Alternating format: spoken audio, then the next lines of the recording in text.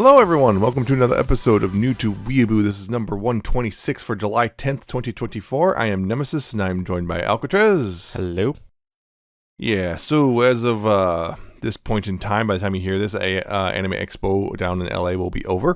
Yeah. Quite a few things popped up out of there. A lot of things. It's like almost too much to cover, but a couple notable things. I guess the Guilty Gear Strive anime, now dubbed New Panty Stocking with Garter Belt. Yep. They showed a new poster for that and some of the staff on that, so yay. Yay.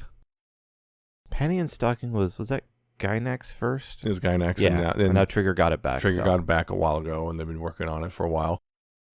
Brouhaha regarding Whoopsie Doodle. Good smile on a VTuber. Oh. Who's a bit of an idiot. Yeah. Good job. Multiple people did not do their homework. But so there's that one. Oh, I remember now. Last time we talked about Whispering Me a Love Song. Again, its production troubles. It got worse. It got worse. So episodes 11 and 12 have been now postponed indefinitely. Oof. Which means probably won't be for a while because, again, apparently the entire staff walked out. I think I had misinformation last time, but apparently the whole staff walked out. So the rest of the episodes aren't being finished. Apparently I have not watched episode 10 yet at all because I've been busy with other stuff. Plus, well, kind of disillusioned at this point. Yeah. Apparently they straight up skipped over the main couple's first kiss. Wow. They're removing the Yuri from the Yuri story. How do you... They skipped a lot of important bits, including the couple's very first kiss has been completely skipped over. That's just you ripped out the core of the story, didn't you? It's like apparently, supposedly, a lot of the higher ups are trying to fast track them to a later part of the story where another couple shows up, and apparently that couple's really popular with the fans of the manga. They're doing that stupid thing. We gotta get to the really popular part first, and just completely destroy any goodwill we might have had. Yeah. So it's just between that and several other anime, which people are hoping for it to be Yuri, not turning out to be kind of not quite as explicit as people wanted it to be, it's like, congratulations, the best Yuri of the season was the one that didn't even finish. Oh. And again, had severe production issues. Yikes. So yeah, it kind of sucks. Considering how much I love that manga, which is still going, by the way. Well, at least you still have the manga. Yeah, but it's still just frustrating because you're looking forward to this thing you like being animated in color and everything, and of course, considering the music component, that part too. Yeah, that is huge, and then having it not just not available, but teased and then taken away, basically. And also on top of that, just done very poorly. Yeah. And apparently the other thing was part of the reason they're rushing through is because they're trying to make it more about the music part and not the romance part, because they wanted to sell CDs. All right, yeah. Beyond that, one thing that's anime adjacent, I guess. A while back we talked about the implosion of Rooster Teeth. Oh, yeah? Ruby got bought by Viz Media. Oh, boy. Yep. Who have never done animation before. They have done dubbing. They have done manga imports, but they have not actually done animation. So we'll see how this goes, but they have said that they are looking into continuing the story or something along those lines. Which supposedly, according to a lot of the people who worked on it, they got through volume 9, and they were more or less had the story written out mostly pretty much to end on volume 12.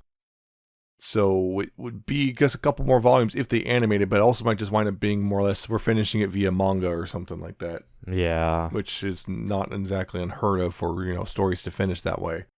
Yeah. Especially when, one that come from a company that completely, was shut down by its bigger company, parent company. Unceremoniously, very unceremonious, very unexpected. Just, we're dead now. Cool. Yep. So yeah, Ruby looks like his kingdom might get a second chance. In some form or another. Finish in some way. Yeah.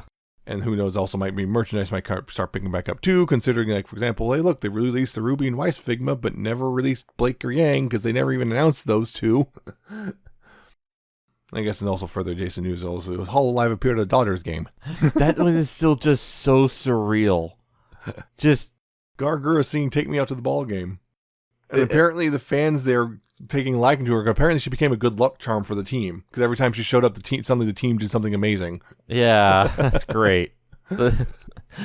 I still, it's like what everyone else is saying. What would it be like for a complete normie to suddenly see this? Like, Anime Shark Girl. it just from the perspective of a normie, that's gotta be such a non sequitur. Yeah, baseball does some weird. That's what I said. All the time. To a normie, Yeah. I know that baseball is huge in Japan, so wanting to tie them together is, not uncommon. But to a U.S. normie who has no idea, I'm saying U.S. baseball does all sorts of weird little promotional things in their games anyway, so yeah, not that big of a deal.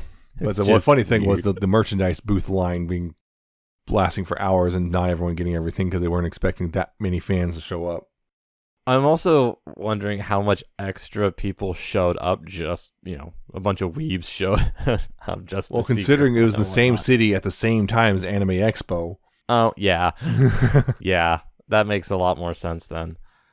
Yep. That's probably why they did it at that specific time. And yeah, apparently a lot of this merchandise, like they're selling cards and stuff and shirts, they sold out, and they're telling people no more. We don't have any. It's gone because they had one little tent. One little tent selling all the Hololive merch, and the line wrapped around the stadium. Didn't expect such a rush. Right. So so that's some of the news. Beyond that, I have not been keeping up with anything because now the new season started, and there's a couple things I do want to watch that I don't have to avoid for a little bit because they're sequels. Like Shy just started up again. I want to watch that because I'll know. Oh, yeah, next month or next season will be the second season of Shangri-La Frontier. Oh, Which I was actually pleasantly surprised by that one. I still need to finish that. I was pleasantly surprised the second season's coming, and There's a lot of things that I need to watch go that. back and finish. But anyway, we are here to talk about not that stuff. We are actually here to talk about something that's been 4 years in the making for us because we Talking about going back and finishing things. Yeah, a certain scientific railgun tea, or Toaru Kagaku no railgun tea, which came out during the pandemic 2020. Yeah. And actually finished in September of 2020 because it took a while to finish airing because production issues thanks to the pandemic. Yep. And this was shortly after, because 2 years prior, literally our fifth episode, we talked about Raildex as a whole. As a whole. And we knew that there was more coming, and then this came out, we're like, yeah, we need to talk about that. And then we Just proceeded to just kind of not here do it. we are. We're We doing proceeded it. not to do it for 4 years. Doing it now though. Yeah, we're doing it now. But yeah, it just took us a while. But so yeah. Okay, so first off, before we get into the actual nitty gritty, once again, as a whole, Railgun T, great. It was good. It's great anime. A couple little things don't really like, but that's kind of how it is with Raildex. Yeah. That whole kind of complicated relationship with Raildex as a whole. Yeah. But there's some things I don't like. There's a lot of good stuff. There's a lot of funny bits. Of course, it got really hype and everything, and did a really good job, and looks great and all that. But yeah, Yep. As a whole, it's It was pretty a lot good. of fun. But also, it's very much, you can't just jump in at T and you start from the No, beginning. you'll be so lost if you just jump in a Particularly T. since, Railgun T is like a culmination of everything from the previous 2 seasons, pretty much. Particularly the first arc, because once again, it's 2 different arcs, like they usually do. So yeah, they have level upper. Remember level upper, the whole thing, the drug that boosted your Esper powers? Yeah, comes back. Yep. Or the sisters, remember the sisters? Yeah, they come back in a big way. Yep. and all that stuff. And even, heck, actually, it's what's interesting. There's a funny thing here, which is, it just jumps right in at the beginning. Just no recap. Just, okay, you did just watch this, right? Right? It hasn't been 4 years. Shirai Kuroko, she's in a wheelchair. What, do you remember why she's in a wheelchair? Vaguely? But yeah, she's in a wheelchair at the beginning. And stuff like that. Or it's just funny, extra funny, because for the 13th episode, because there's a long delay thanks to COVID, they did a big old 7-minute long recap of the last 12 episodes. Yep. It's so you did a recap for the last few episodes been airing, but not a recap of the show that, didn't, finished airing what was it? S aired in 2013. A 7-year gap. Yeah. Why would you do? Why would you not bother recapping the previous stuff? If you're just, whatever. Yeah. But then make sure everyone remembers everything just because of a couple weeks of delay or whatever it was, or months. But it's whatever. I'm not in charge of production. I don't know anything. But yeah, once again, it's centered on Misaka Mikoto and her 3 friends, Shirai Kuroko, Uiharu Kazari, and Saten Ryoko, and their various misadventures in Academy City, which is basically a chunk of Tokyo, which is just super advanced technology and does to study these big advanced studies, including about espers, which, well, Makoto is one of them. Particularly, she's Railgun, the name of the anime. She's the rank 3 level 5 esper. Rank 3 level 5. What does that mean? What does that mean? Well, they have the different levels. Remember the whole different levels of the espers. The level 5 being the highest, although there's a theoretical level 6 as that comes into play. But it actually starts from level 0, which means you have the potential to become an esper, but you have no abilities. And level 1 is a basic ability all the way to level 5, which is the strongest, with basically one-man armies. Yeah. And then within the level 5s, there are 7 of them, and they are ranked supposedly according to how strong their ability is. But the most likely thing is they're ranked according to how useful they are to the higher ups of Academy City. Yeah. Particularly since we see what the level stuff the rank 7 can do. Which one was the 7? I always forget which. The guy with guts. Oh, the guts. Yeah. He was. He's not very useful to Academy, but he's very strong. Very strong. Yeah, Gunha. Yeah. Yep. So the first one, there's also the festival. What was it called? There's like a big sports festival thing. Daihase Festival. Yeah. Daihase Festival, which is a big old citywide thing when, Mikoto Misaka is competing in it, along with, most of her, school, but Kuroko, unfortunately, who signed up a bunch of doubles, says events with Mikoto for reasons, cannot participate because she's in the wheelchair now. So instead, she's been subbed for Mitsuko Kongo. If you remember her, she's the one with the fan. She's kind of comes off, of course, haughty, but the real reason is she kind of actually just wants friends. Yeah, she's actually a good person. She's a good person. She just kind of tries to hide under a veneer of elitism, I guess. Yep. Doesn't work very well. So anyway, eventually at some point... she's a bit of a dork. Eventually at some point, some guy comes sniffing around who's like apparently trying to take down Misaka for some reason. And winds up accidentally taking down one of her clone sisters. By the way, remember the sisters. Yes, there were 20,000 of them. There are not 20,000 of them anymore. There's a few less. There's about less than half of that left. There's 9,000 something left. Because they were killed by a jerk. Yeah. Yeah. But so they're trying to subdue her. It doesn't go very well. Instead, they actually subdue the clone and Misaka, 10,032. Yep. 10,032. Yep. Oh, Misaka doesn't like that. Yeah, Misaka doesn't like that. Various things happen. He winds up fighting several other Tokiwadai students who that's the school Misaka goes to. Tokiwadai. Then we find out there's a whole other thing going on regarding Misaka and all that stuff. So because it turns into like a 3-way problem. There's 3 different factors. Conspiracies. Yeah. Conspiracies. Yeah. 3. What's the word?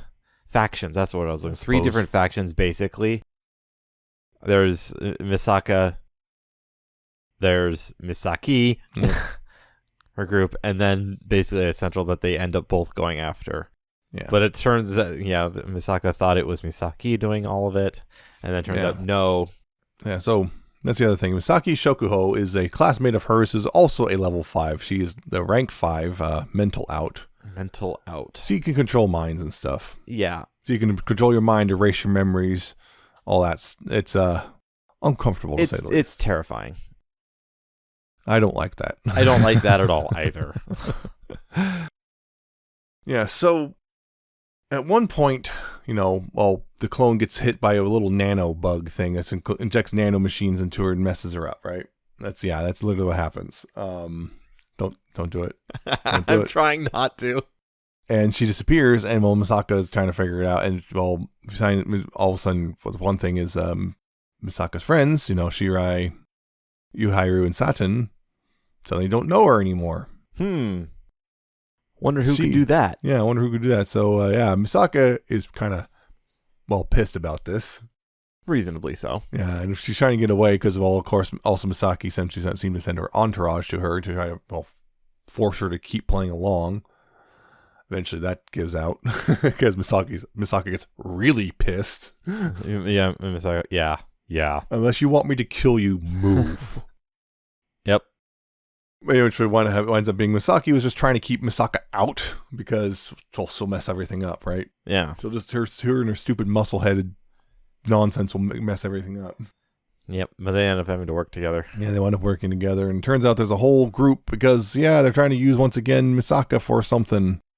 What was it? Gensei Kihara, a really twisted scientist. Not just Misaka. Yeah, but they're using her a lot, and also Misaki. Basically using Misaki because she also has the thing called the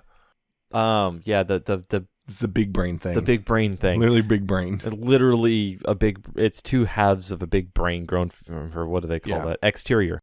Exterior, that's what, yeah. Yeah. It basically boosts her powers. Yeah. Because it's literally a clone of her brain, basically. Yeah, they took a chunk of her brain and grew it out. Brain the size of a Volkswagen. Yeah.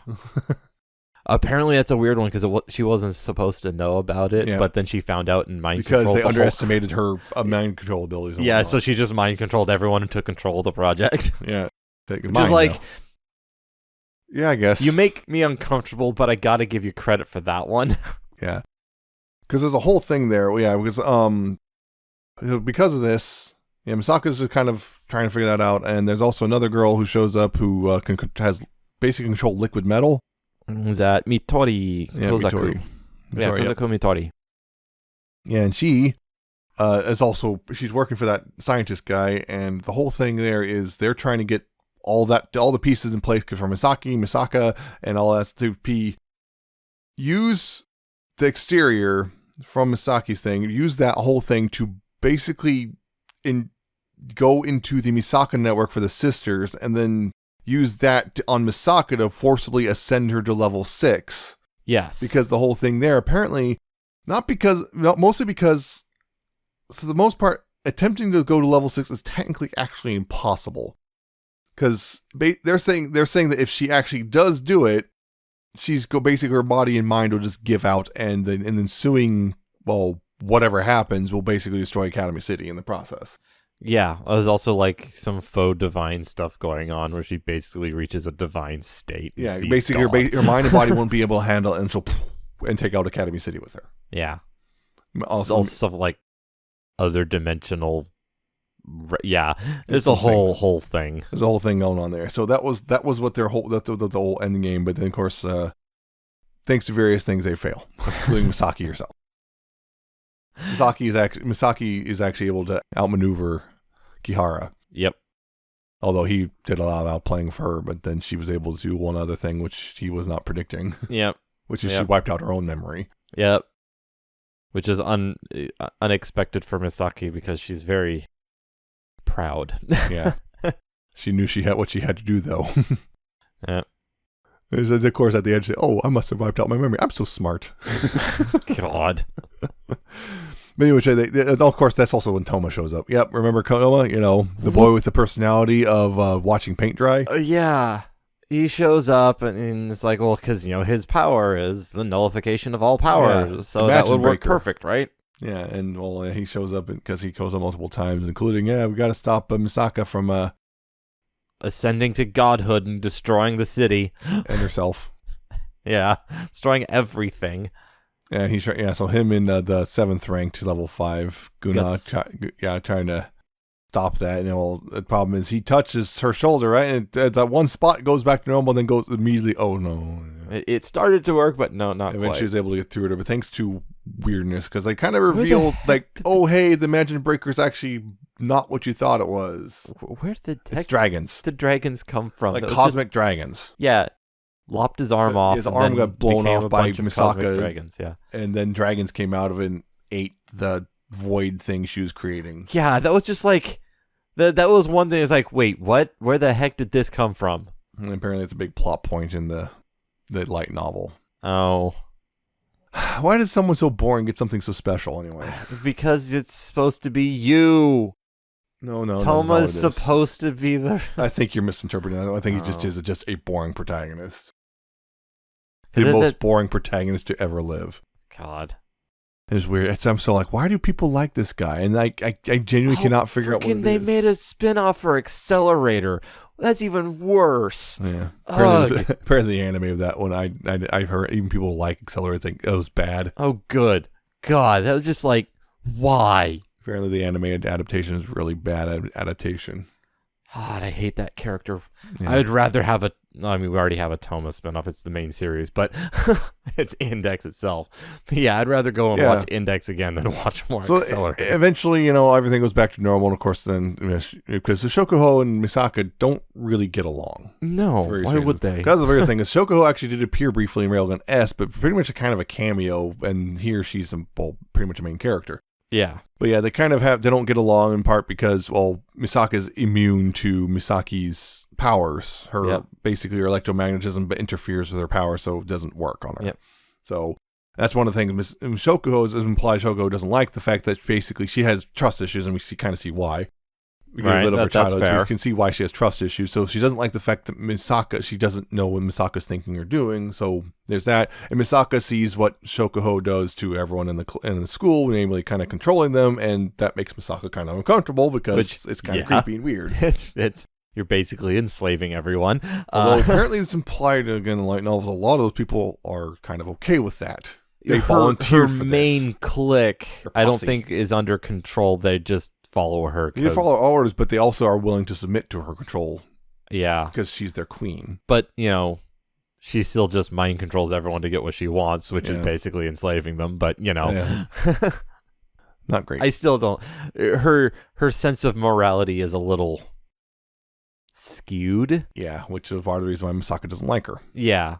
But they play the first act, they play up this whole thing, they point like, Misaki's the bad guy, Misaki's a bad guy. No, she's actually the good. It's like, Yeah, because, that's the other thing is Mitori Kozaku, who's working with the bad guys and whatnot. Turns out she has her own reason, which was, way back when she also has a connection to Misaki as well, turns out. Turns out, yeah. Yeah, because Misaki there was forcibly told to befriend this other girl who was roughly her age, but was kind of childish. And there's a reason for that. Turns out she was raised in that lab. She had never been anywhere else and kind of had a bit of a stunted development because of that. Yeah. Yeah, she was called Dolly because she's a clone. Get it? Get it? Just like the sheep. Yeah, so she's basically a defender because, she's all sullen because, her first friend just disappeared on her. Turns out that first friend was Mitori. Yep. Because, Mi-chan. Yep. Mi-chan. And hey, look, Misaki, he's also Mi-chan, right? Right. And she couldn't actually mind control her, but she could alter her perception of her.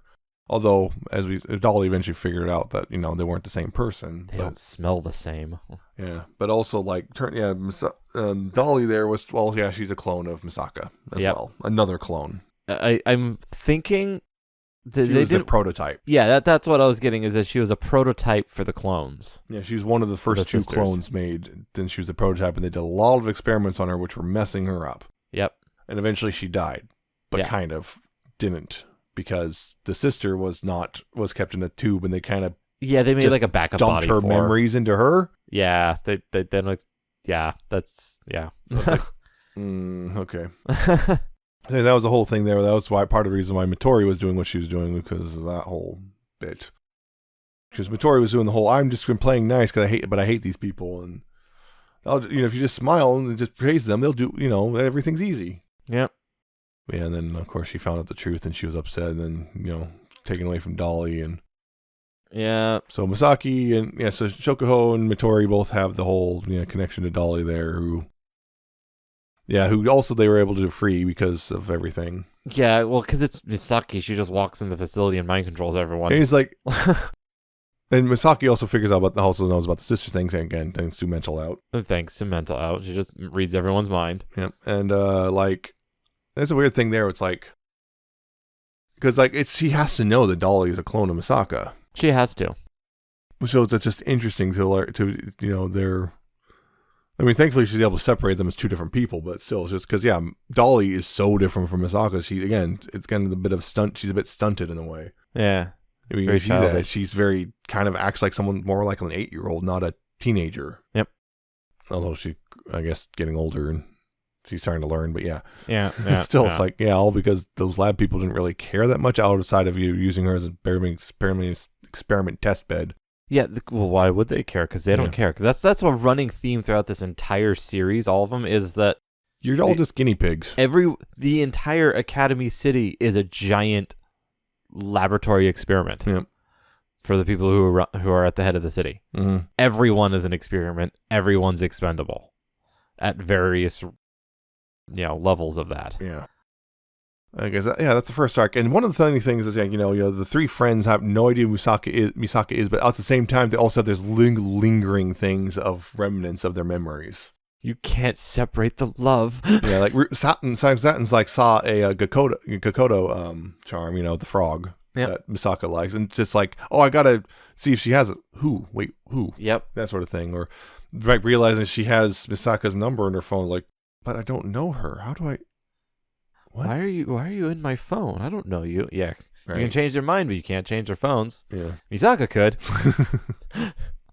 Misaka can hack. And of course, also Shirai, Kuroko, and that whole falling in love with Misaka, even though she's trying to retain her dignity. Because that's what we see. Is like Shirai is a fairly dignified, normal person, except when Misaka comes around. Except with Misaka. God, I don't swing that way. Really? Yeah, that's compet. Yeah, she starts falling in love with her all over again. And trying to deny it. Yep. Who's the tsundere now? Yep. Yeah, unfortunately, once again, once she's back to normal once again, time for groping. Yeah. It's so frustrating about that. It is so frustrating. The whole... Of course, it wasn't 100% back to normal because Misaki didn't restore memories perfectly because they still had to try and hide the events. Yeah, tried to hide all of it. So what is it? Oh, it's just Misako was stuck in the bathroom all day. It had really bad... Yeah. Yeah, because Misaki still got to twist the knife. Yeah, Shokuho just had to do that to her. Had to. And what are you going to do? Deny it? Because that's going to create more problems in the story. Yeah. Yeah. So that was Act 1. That was the first arc, and that was a whole interesting thing. Of course, yeah. Once again, Heaven Canceller showing up, Frog Face Doctor and all that. Yeah. Him showing up again and helping out the clone of Misaka clone and all that. Also had a couple. There's one actual brief cameo of Accelerator, but it was like two actually, but very short. They just kind of show a quick because they reference oh yeah that one other person, and they show a picture and then go back. Oh yeah, or it's the when they're showing the network going down, and also Misaka. We need a level 5.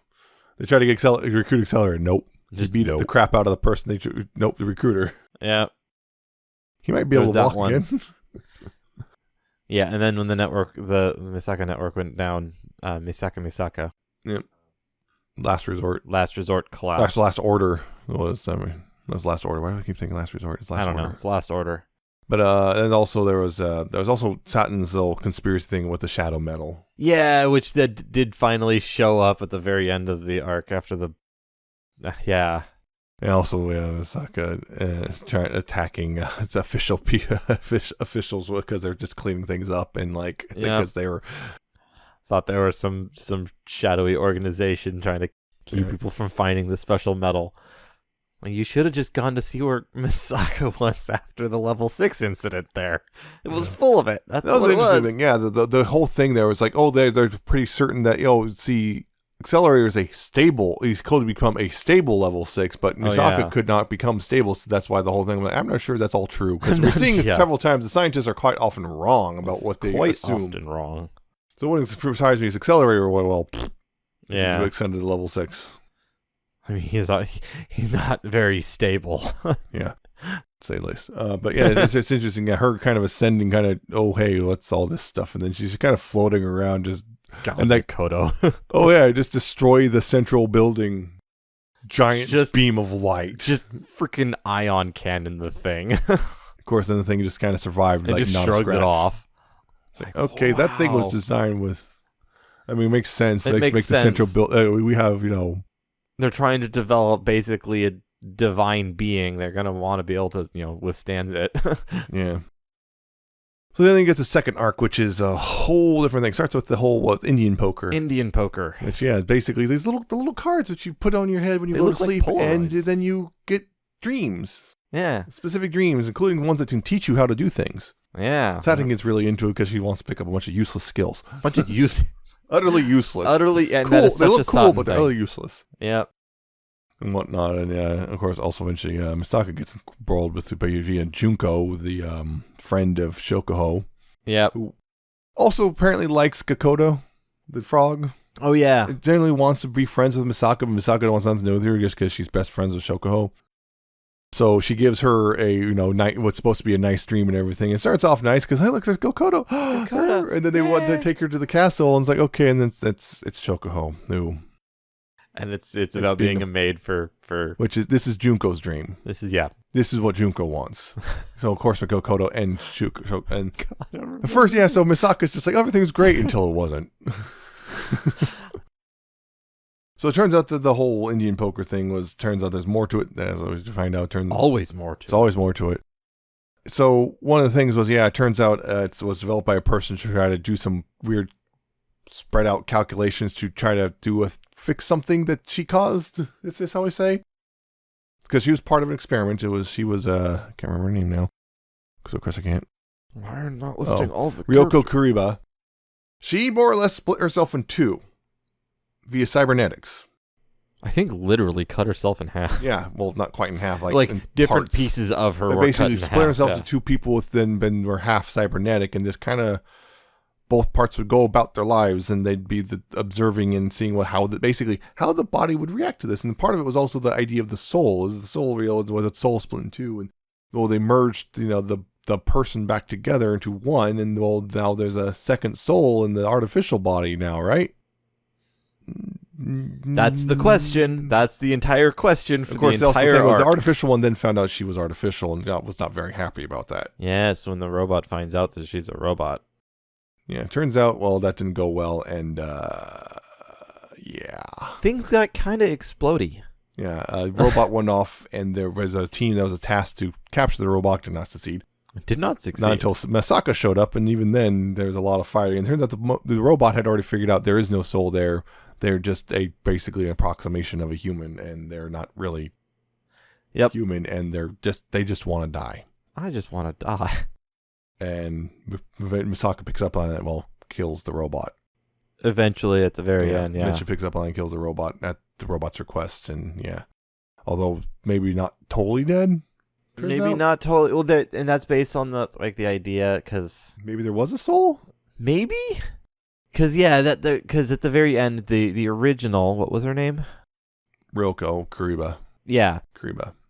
She gets shot. Yep, by another scientist who was really hell bent on restarting the experiment. There has to be a soul. There absolutely has to be a soul. Everything else is wrong. It must be there. Shoots her accidentally, but then she gets a replacement part from the doppelganger. Yeah, who was blown apart because who was mostly destroyed. The other thing was doppelganger there could also have figured out how to fake the whole soul thing. And also, by the way, I'm just going to basically take command of all these materials and add them to my body and become massive kaiju. Yes, and that was all based on this theory that if there was a soul in the robot and the robot's destroyed, the soul would leak out and take control of everything else around it, and that's how you would tell if there is a soul. So if she was doing that in order to fake the appearance of a soul, so that people would try and stop her and kill her so she could finally be free of the horrors of life. Of course, she was going to do it by going up to the cloaked airship and destroy all the data too. That, because that's all the data, so they couldn't rebuild her and do it again. But now, it's like, after all that stuff, put the part planted into Kuriba, and now it's like Kuriba sees the doppelganger in her dreams. There's implications that the doppelganger is still kind of alive in her now. Yeah, and that's sort of based on that theory that, with transplants. Yeah. That part of their soul's with you. Because I've seen that a lot. Yeah, so that would be the implication. Would be the soul was there, it just didn't work the way they thought it did. Yeah. And now it's rejoined with the original, and who knows? Yep. And that second one, the kaiju-esque, just giant freaking kaijus. God, that was so good. That was great. Made her own kaiju. Yeah, she made her own giant one. Yep. Oh, but then later after that, as Doppelganger starts splitting apart and doing stuff like, this is just an end of Evangelion reference, isn't it? Because it was starting to feel a lot like Third Impact from that movie. That was just like, it was really cool. So one of the interesting things about the second arc was actually, like, several of the episodes are actually split, basically covered the same period of time, but from different perspectives. Yep. So you got Shirai's perspective, here's Satsun's perspective, and Yeah, it was tough. Like at first I was like, this seems to be jumping. They Then I realized, oh wait. specifically showing the date of September 27th. Yeah. It Yeah. kept specifically showing that date on those episodes to make you understand this is the same period of time. Oh, it's like an old Denzel Washington movie. Point of Right. View. Where they did something very similar. An event happened. It was like a sniper took someone out, but the entire movie is like the first half of the movie is literally the same event from different people's perspectives, and then they piece it all together, and then it was really cool. But like Shirai had to deal with an Esper who could see the future, but everything he saw was always bad. This Right. little kid who could see, Miyama, who could see the future but always saw bad things, and he was, Shirai was the first person who could stop the bad thing from happening. They came up with some BS. Yeah, it's like he can only see it in the 3 dimensions, but hers works in 11 dimension calculation. It's like, okay, so they sure. work outside of the bounds of his ability, so Sure, it's possible okay. to yeah. Mm-hmm. Anyway, she says she's able to prevent some of the tragedies he was seeing and whatnot, including Also- the big one, which was the dog. He didn't want to lose his dog, Save the dog. which is a noble cause. Exactly. Save the dog. Might become a speedrunner. The good boy beat the game. Played baseball. Yeah. Then we have Satin's one was interesting because we got the return of characters from Railgun and also Index, which Frenda, who was part of the bad guys. Misaka fought them before, and also that was part of Meltdowner's team. The rank 4, who really hates Misaka because she thinks she's better than Misaka. Right. But all those teams have the weirdest names. item school Member. yeah, exactly. Scavenger. Sure. All in all caps. Then we have Frenda and Satin wind up, thanks to just mackerel of all things, canned mackerel, wind up befriending each other. Although Frenda initially is kind of not really that friendly, but warms up to Satin pretty quick. Satin, how could you not like Satin? How can you not like Satin? Thanks, Satin. But anyway, yeah, so they wind up, but of course, then what happens because all this stuff, Satin was kind of caught up in the Indian poker thing because people wanted to find out, some stuff. Currently, she might have accidentally grabbed a thing that might have been about some sort of special technology. Yeah, like what was it, the tongs? It was like some sort of special claw tong thing or whatever, and Yeah, it was they like could might have been hidden cut- in the chopstick thing Yeah, that that's she what it picked was. up because she just wanted to learn this chopstick tricks. Yep. So she's caught up in all that, and they sent an assassin after Rako Yumiya, who's a loner who's in denial about being a loner. Yep. Anyway, she's chasing after her, and she's got a special, she can track things, and she's got a special sniper built into her outfit, which... Don't think about it. Don't think about it. It self-assembles when she extends her arm and shoots the Yet it still works when her arm isn't extended. Don't worry about it. Like I said, don't think about it because it doesn't actually work. Anyway. So her and Frenda wind up fighting because Frenda's like at first like she's not falling for any of my traps. How she keep tracking us? And then figures they fight a lot and blow up. And Frenda being the explosives expert, she blows up a lot of things. Yep, it's all splody. And actually winds up protecting Satin and whatnot. Well, first she's like, okay, I got to figure out how to trick her into splitting up. It's like Satin's like, oh, you should split up. Oh, okay. Well, that works. Yeah, and then it's like we should meet up again for dinner and like. Frenda never shows up, and if you watch Index, you know why she never shows up. I'm trying to remember. It's been so long. Meltdowner killed her. Oh, right. Meltdowner got so pissed off at her, she just killed her. Like, literally blew her in half. Yeah, I think I remember that now. A lot of people don't like that. Yeah. Meltdowner's not That's great. pretty much that, because basically, Railgun T is happening while Index 3 is happening, I believe. Which, yeah, Index 3 was not great. Yeah. Even by Index standards. Even by Index standards. God. Yeah, so Frenda died. That's why, that's the tragic thing. It's like, if you know what happened, if you know, you know. If you know, you know. Satin Frenda didn't bail on Satin. She wasn't able to show up because she was kind of dead. She's kind of dead. Yeah. And it does seem to be kind of a running theme sometimes here that, like, the bad guys they befriend the good guys and start becoming good. Mm-hmm. Because I know you're about to talk about another one that is a little bit more specific. We're going to talk about members, dark side members being involved. Because there's another big one. Yeah, that group of 4 who kind of tricked Misaka into helping them, but Scavenger. Yeah, Scavenger, and they kind of like her, maybe, or at least the leader does. The leader, her name's Leader. Yep. Oh, that's her code name anyway. Yeah.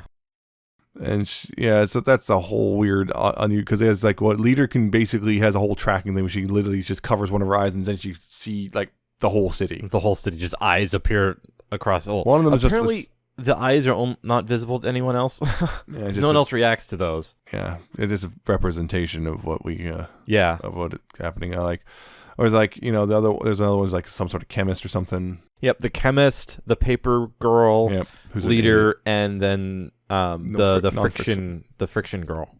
Yep, no friction. She can modify the frictional coefficient of anything in her vicinity. Yeah. No friction means you can't really move because you're just like walking on ice. Yep. Or if you're already moving, you just don't stop. Or increases it so anything becomes grippy.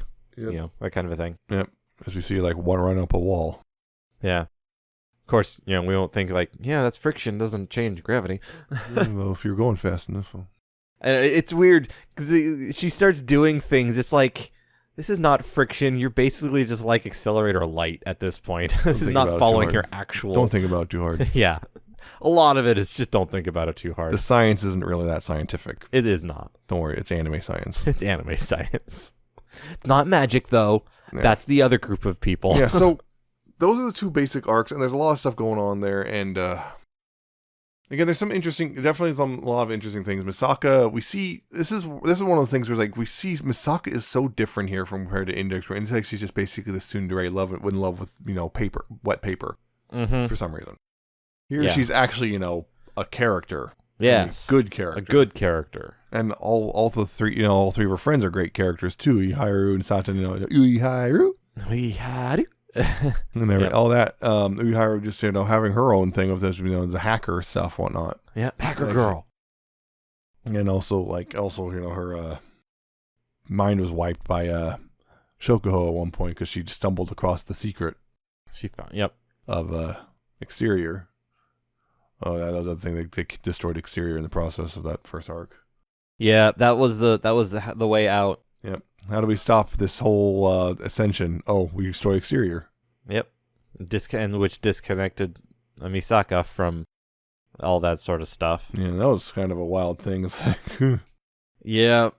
Replace the unlock code with the shutdown code in her own memory, and then wiped her memory of ever doing that, so that when what's-his-face took control of her, got the wrong information and hit the shutdown code, which has a feedback problem. If you use it, it hurts you. Yeah. Really badly. So he just he being the old man he was, just... Yeah. And yeah, so the thing was, this is also another thing, which is like, this particular season actually inspired several people. I noticed several ships popping up, Satan and Frenda became somewhat popular after this because, Satan and Uiharu. Yep. Misaka and Misaki, yes, that is very popular based on this particular arc, those particular arcs, because also there's the other thing, which is like, one of the things in the second arc was the episode Bust Upper. Oh, the Bust Upper, that whole thing. Because once again, Misaka's obsession with the fact she's kind of flat. Yeah, and then runs into What's-Her-Face who ultra everything from that one. Sai. Yeah. She's part of Meltdowners group, and they have no idea about this and stuff. They don't realize that they're...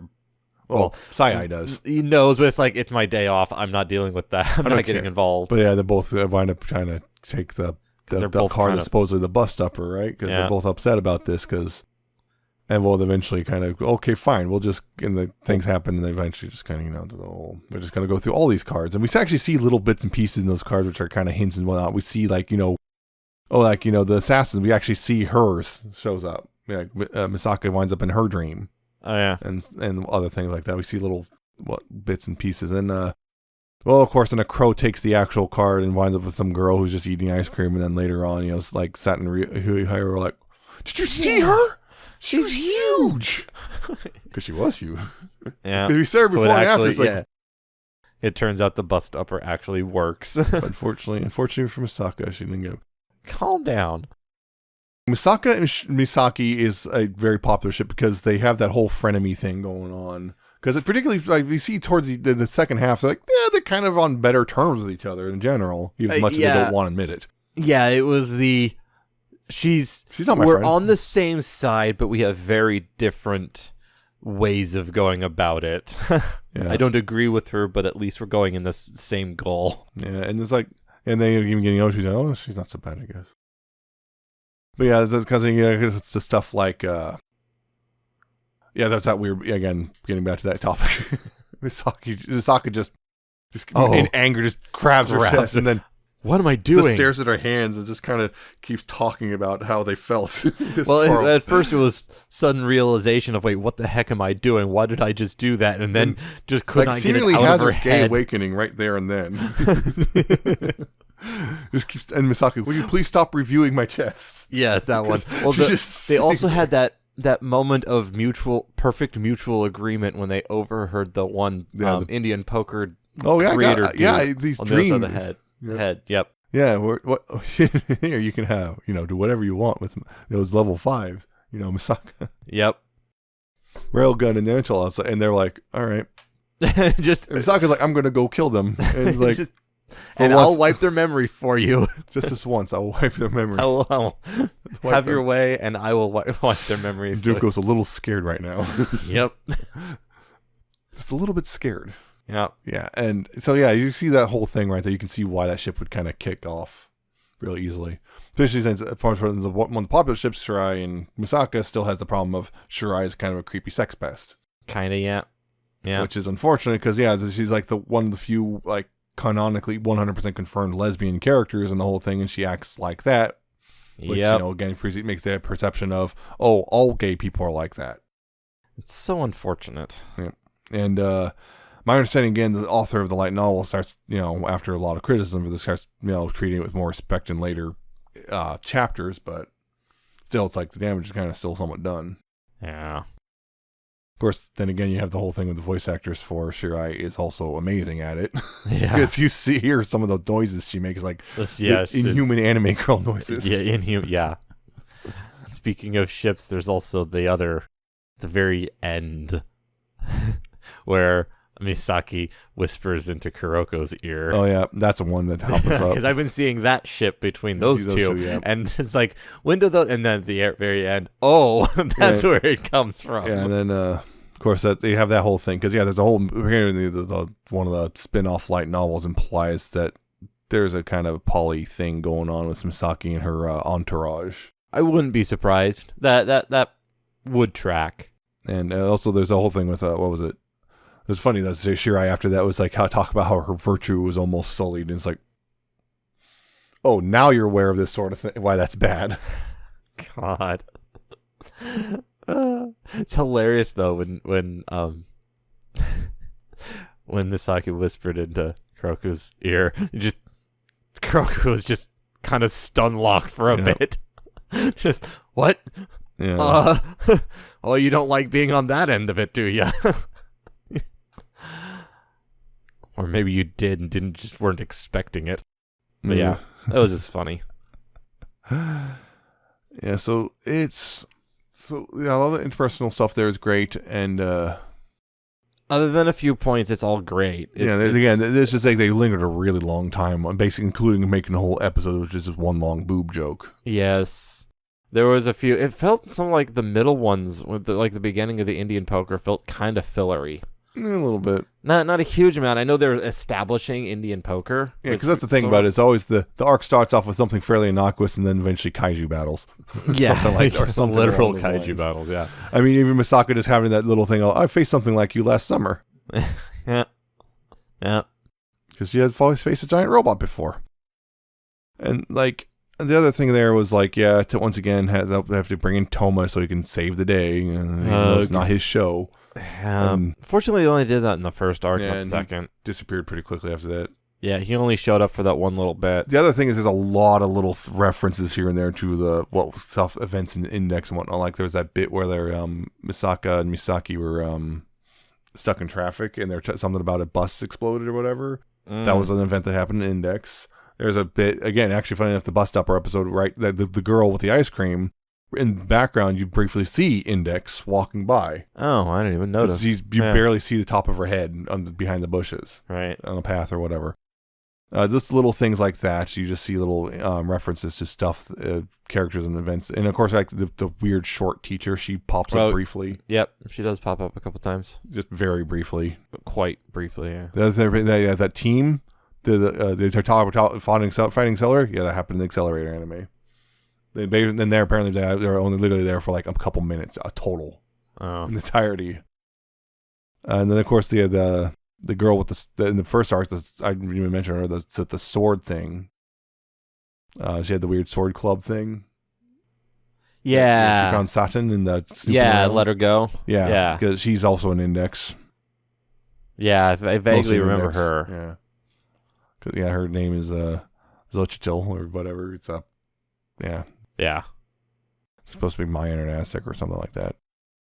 Yeah, as a whole, it's still really good. Like Railgun as a whole, it still like brings the hype. Yeah, totally. It does totally it does worth it watching really well, and it's the best part of the Raildex franchise. The problem is, again, it's unfortunately still stuck attached to Index. Yeah, and you can't just jump into it without some of the context. I think you kind of can, actually. For the most part, Railgun is real good at kind of standing alone. It does. The worst I think gets is really the Sisters arc, and even then it explains enough for you to figure out what's going on pretty quickly, because it is from Misaka's perspective, which gives you actually, if anything, more context for what happens in Index. Yeah. Vice versa. So it's actually largely, like, weirdly enough, we do watch Railgun to fully understand Index, but Railgun can stand alone, weirdly enough, even though it's the spin-off. Yeah. But yeah, there is some things here and there that you won't quite get. Yeah, but they're for the really most part, it is actually like, who's that? Don't worry about it. Don't worry about it. It's like, or it's like they're like, yeah, we get references of things that happen, but like nothing. References aren't important, but like the only thing, like, unfortunately, the Toma part. Yeah, that's the one part. I mean, they explain it a bit on site, because he explains his power sort of to the other level 5. Guna. But so I guess it's enough to know about him, but it's still a little bit confusing if you don't know about Index. Yeah. But for the most part, it still does. I mean, there's even that one guy who, if you remember, he was a spy sent to Academy City from like one of the churches or whatever. Yeah. Yeah, he even made a very brief appearance during the Indian poker arc. Because Misaka had a dream with, or I think, Misaka was, Sai, I think, had a dream with him in it. Because they're referencing that as something from him and whatnot, and so on and so forth. Yeah, so it's just, there's a lot of little things in there, but yeah, for the most part, it stands alone pretty well, and for the better. And also, they had that nice little cute scene in the final episode with Misaka and, well, her sister, who she calls her sister. You see the reaction. When Satan showed up. Yeah. Yep. Yeah, and Barry actually, Ichi. Now. Yeah, I call her Ichi because Kongo is also, that's the thing. Kongo is one of the few people now who knows. Oh yeah, it was Kongo, it's not Satan. Yeah. Kongo is one of the few people now who knows about the a sister, even though she doesn't really know the full context. She doesn't know they're clones. Yeah, but she knows about because at this point there's really not much she can do. Yeah. And knows that there's at least someone else who, is related to Misaka and now knows them as, her sister. Doesn't know that, there's over 10,000. Not anymore. Remember, there's like 9,000 something. Yeah. They didn't kill them in order. If the one that we see a lot is, one. But I recall they said they were halfway through the project, so. Yeah, but she's 10,032. Yeah, of 20,000. Yeah. They were going possibly in order from 1 to 20,000. I almost forgot there's that one fight with the two other Tokuwadai students, the water, the person who controlled water, and the one who did the whole telekinetic thing or whatever. They had their big fight, which is actually pretty neat. It's like, oh yeah, see, it's not just the level 5s who can be bringing the pain. Oh yeah, it was that whole one with the robots fighting the guy with the robot dog. Yeah, so he's like, oh, I'm so smart. No, you're not. No, you're not. And then him pretty much pissing his pants when Misaka shows up. That happened a few times. That happened to the scavenger member too. Yep. The frictional coefficient. Now I'm gonna take it. Oh, it's you. Oh, why another level 5? Why another level 5? And then leader. Oh no, this is the worst day ever. You're saying I peed myself a little.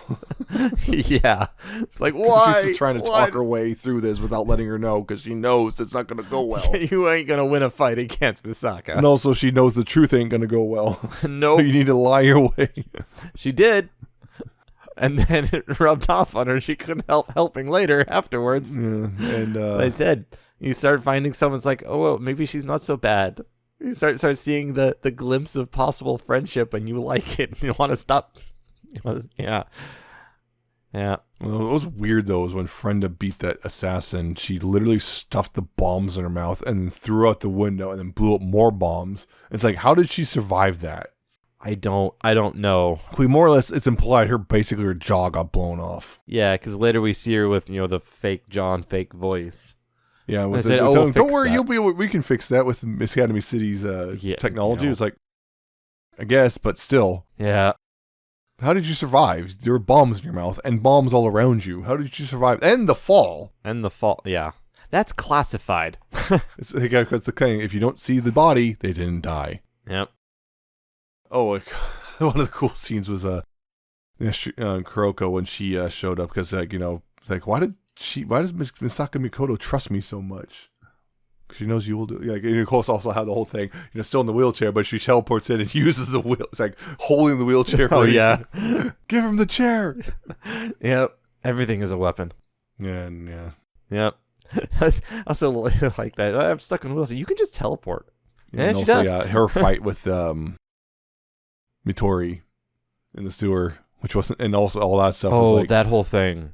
Because, she can see me. How does she see me? And then eventually just punches the nose.